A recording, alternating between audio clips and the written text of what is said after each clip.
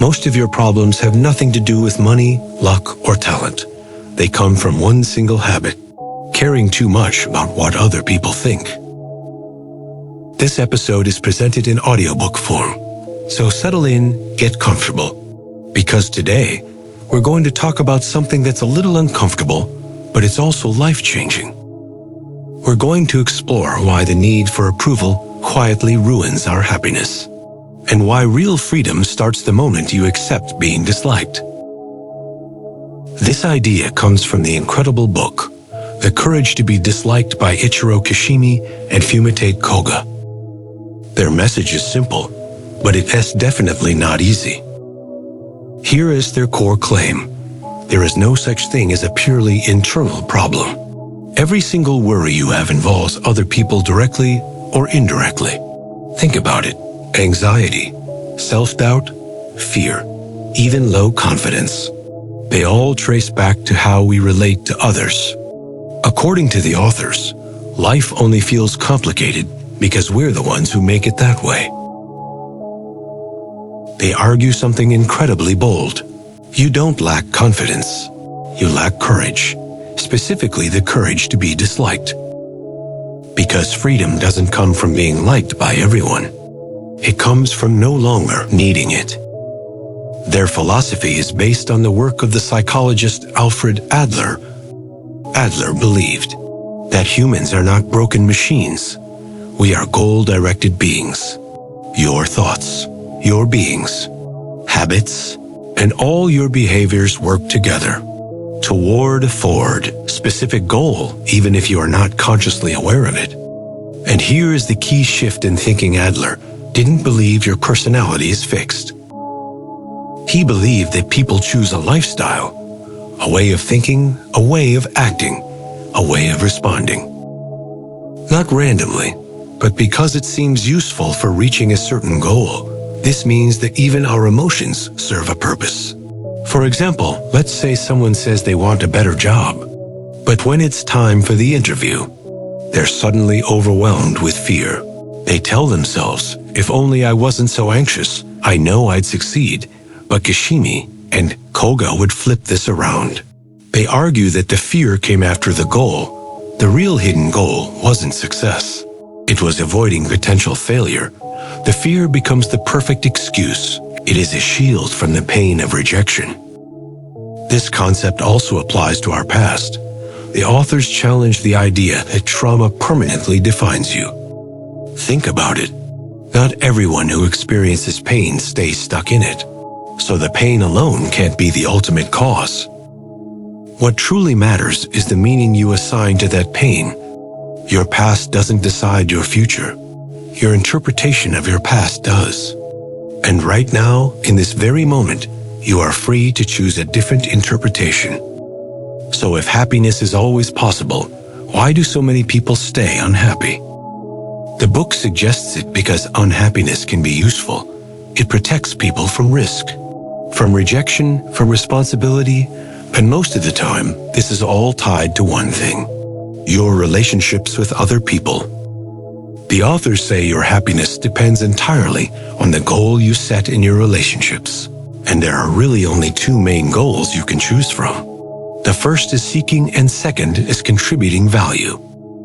Unhappy people almost always choose the first goal. They operate under the belief that happiness comes from being seen as good, being liked, being approved of by parents, teachers, society, you name it. But here is the trap. Approval always comes with conditions, and the moment you start living for the approval of others, you hand your freedom over to someone else. Because praise is at its core, is a judgment. It means someone else gets to decide what's good, what's acceptable, what's worthy. And once you start chasing that, you have to follow their rules. That isn't freedom. That's just performance you re-putting on a show. There is another big problem with seeking approval. It is often impossible to get. You simply cannot control how other people see you.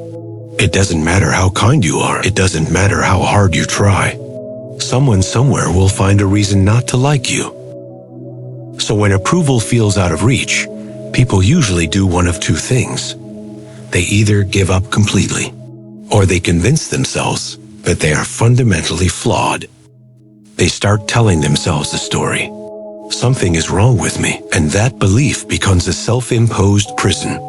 Because if you believe you're broken, why would you even try? Seeking approval also has a devastating effect on our relationships. It turns life into a constant competition. If someone else succeeds, you feel smaller. If someone else fails, you feel a sense of relief. Not because you're a cruel person, but because approval feels like a limited resource. Someone else winning feels like you losing. This mindset makes real, genuine connection impossible. It also creates a lot of resentment when you do things for others, expecting something back in return. Kindness stops being kindness. It becomes a transaction. You start thinking, I did this for you. So why didn't you do that for me? That isn't generosity. That's silent bargaining. And it will poison your relationships over time. So what's the alternative? How do we break free from this cycle? According to the book, happy people don't chase approval. They focus on contribution. They ask a completely different question. How can I be useful? Not useful to impress people. Not useful to be praised, but useful in a way that feels meaningful to them personally. When you feel useful, you stop needing external validation. Your sense of worth no longer depends on applause from an audience. Helping others stops being a self-sacrifice and becomes a form of self-fulfillment. Happy people help because it makes them feel alive, not because they want to be seen as a good person. That distinction is critical, because doing good just to be admired is just another form of approval seeking in disguise. Happy people also believe something incredibly powerful. You have value simply by existing. You don't need to earn it. You don't need to prove it. You don't need to justify it. Your presence in this world matters. Period. And once you can truly accept that about yourself, you can accept yourself fully, flaws and all. This changes how you see other people too. Their success no longer threatens you. Their growth doesn't diminish you. Life stops being a frantic race to the top, and your happiness stops being postponed for some distant future when you finally made it. The final, and perhaps most important, lesson is this. Some people will dislike you, no matter what you do.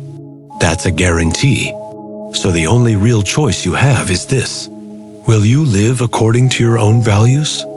Or will you live according to their opinions? Because true lasting happiness doesn't come from being approved of. It comes from having the courage to live a life that you believe in, even if it costs you someone else's approval. That is the courage to be disliked. Thank you so much for listening. If this resonated with you, consider subscribing to Observer for more ideas that can change the way you see the world. See you in the next one.